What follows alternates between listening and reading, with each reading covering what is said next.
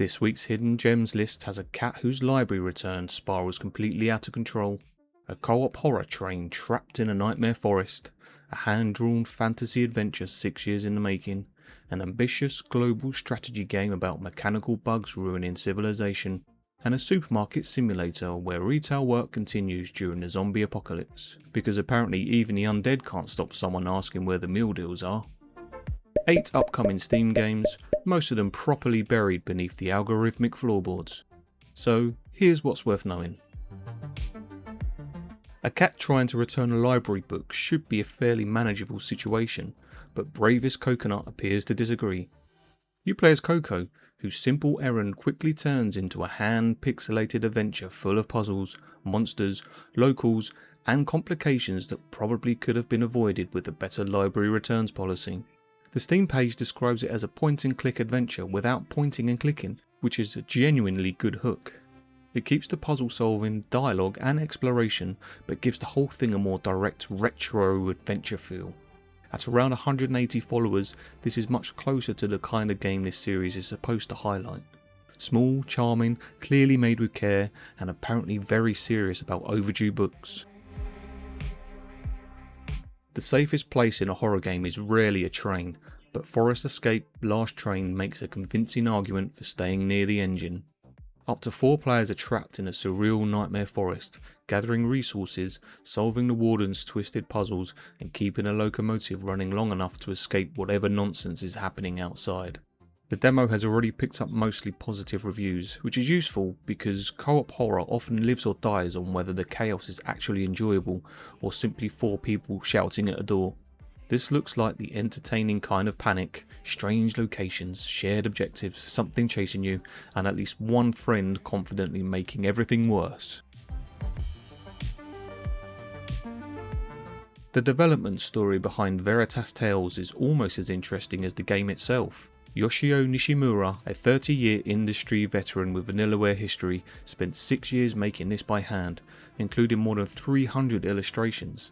It's presented like a reading style fantasy adventure, drawing from gamebooks, tabletop RPGs, and that slightly dangerous childhood feeling of opening a fantasy book and not being entirely sure whether you are allowed to leave. You turn pages, make choices, face encounters, and slowly move deeper into the castle.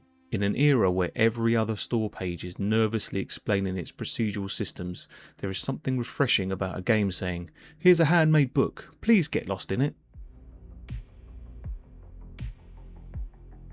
Machinefall has the sort of scope that makes me both interested and slightly concerned for the developer's sleep schedule. Humanity is trying to survive on a fully playable global map after mechanical bugs have ruined civilization, which feels inconsiderate even by post-apocalyptic standards. You build bases, gather resources, command large-scale battles, and push through technological eras from the Stone Age toward the Space Age. That is an enormous promise for an indie strategy game. The reason it makes the list is that the demo has already shown enough to suggest there may be something here beyond ambition. Big strategy games are difficult to pull off, but when they work, they become exactly the kind of niche obsession Steam players quietly disappear into for 200 hours. Mothkeep is the calm reset button in this week's list. You step into a peaceful nature sanctuary and document native moths one journal entry at a time. It's short, quiet, and focused on observation rather than conquest, upgrades, or becoming the regional manager of violence.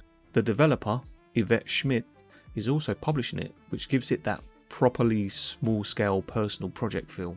I like games that trust a gentle idea enough to leave it alone. There's no need to turn moth documenting into a crafting survival roguelike with seasonal boss raids, although I am sure someone on Steam is currently trying.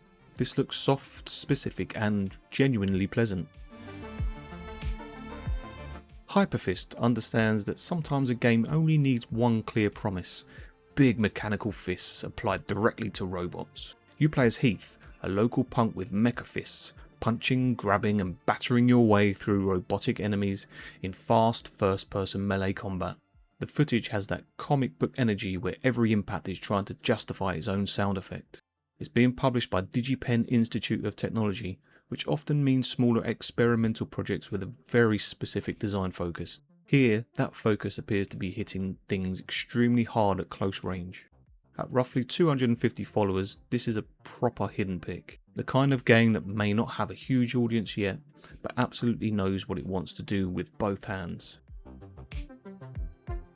Flaregate Network caught my eye because it combines two things that usually fight for control of the same brain cell: careful card strategy and real-time spaceship battles. The structure's smart. During the play phase, the battle pauses so you can choose cards and plan your next move. During the battle phase, fleets clash in real time while you sit back and watch your decisions either succeed beautifully or become an expensive lesson in optimism. There is a story campaign for the space opera side, plus a roguelike mode for repeated runs and deck experimentation. For players who like building a plan and then watching it explode in higher resolution, this looks very promising.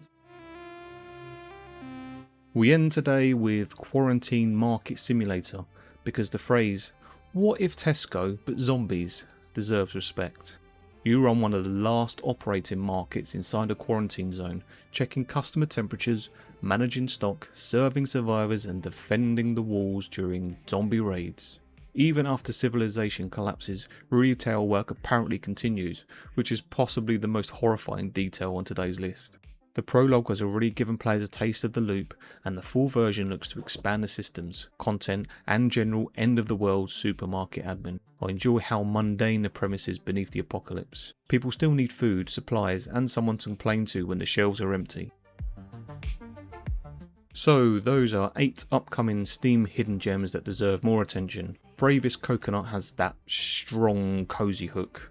Forest Escape Last Train brings the co-op horror chaos. Veritas Tales has the best development story. Machinefall is the ambitious strategy wildcard.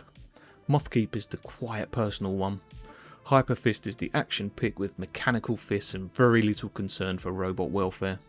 Flaregate Network is the systems heavy deck builder choice. And Quarantine Market Simulator proves that even zombies cannot save us from retail. Links to all 8 games are in the description. If you enjoyed the video, leave a like because it helps YouTube realise that small indie games do exist beneath the same 20 recommendations. And subscribe if you want more hidden gems on Steam, because every Monday I dig through upcoming releases looking for games that deserve just that little bit more attention. Thanks for watching and I'll see you next time. Bye.